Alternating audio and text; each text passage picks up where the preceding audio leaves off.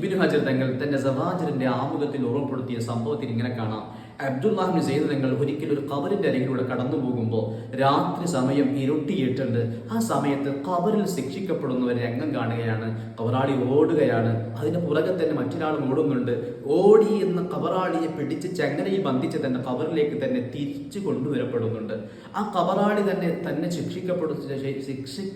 ശിക്ഷ നൽകിക്കൊണ്ടിരിക്കുന്ന ആളോട് ചോദിക്കുന്നു, അല്ല ഞാൻ നിസ്കരിച്ചിട്ടില്ലേ, നോമ്പെടുത്തിട്ടില്ലേ, നന്മകളൊക്കെ ചെയ്തിട്ടില്ലേ, പിന്നെ എന്തിനാണ് ഇவ்விதം ശിക്ഷിക്കപ്പെടുന്നത് എന്ന് ചോദിക്കുമ്പോൾ അദ്ദേഹത്തിന് മറുപടിയായിട്ട് പറഞ്ഞൊരു കാര്യം, നീ നിസ്കരിച്ചിട്ടുണ്ട്, നോമ്പെടുത്തിട്ടുണ്ട്, നന്മകൾ ചെയ്തിട്ടുണ്ട്, പക്ഷേ നീയും അള്ളാഹുവും മാത്രമുള്ളൊരു സമയമില്ലേ, ആ സമയത്ത് ലം തുറാഖിബില്ല, നീ അള്ളാഹുവിനെ നിരീക്ഷിക്കുന്നുണ്ട് എന്നുള്ളൊരു ബോധം നിനക്കുണ്ടായിരുന്നില്ല, ആ സമയത്ത് തോന്നിവാസങ്ങൾ നീ ചെയ്തിരുന്നു. അതുകൊണ്ട് പ്രിയപ്പെട്ടവരെ, ഇബ്നു ഹജർ തങ്ങൾ തന്നെ ആ സവാജിറിന്റെ ആമുഖത്തിൽ കൊണ്ടുവന്ന സംഭവം നമുക്കൊക്കെ വലിയ ബോധം വേണം.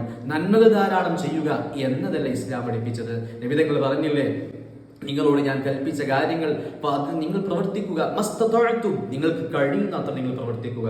അതേസമയം നിങ്ങളോട് എന്തെങ്കിലും കാര്യം ഞാൻ വിരോധിച്ചിട്ടുണ്ടോ, ഫന്തഹു, അത് ഉപേക്ഷിച്ചിരിക്കണേ. അവിടെ മസ്തതഅതും എന്ന പ്രയോഗം തന്നെ ഇല്ല, കഴിവിന്റെ പരമാവധി എന്ന പ്രയോഗം തന്നെ ഇല്ല. ഉപേക്ഷിക്കേണ്ടത് ഉപേക്ഷിക്കുക തന്നെ വേണം.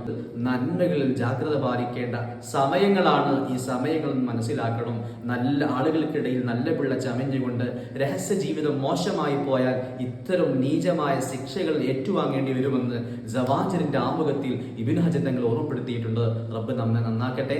വാക്കുകൾ ചുരുക്കുന്നു. അസ്സലാമു അലൈക്കും.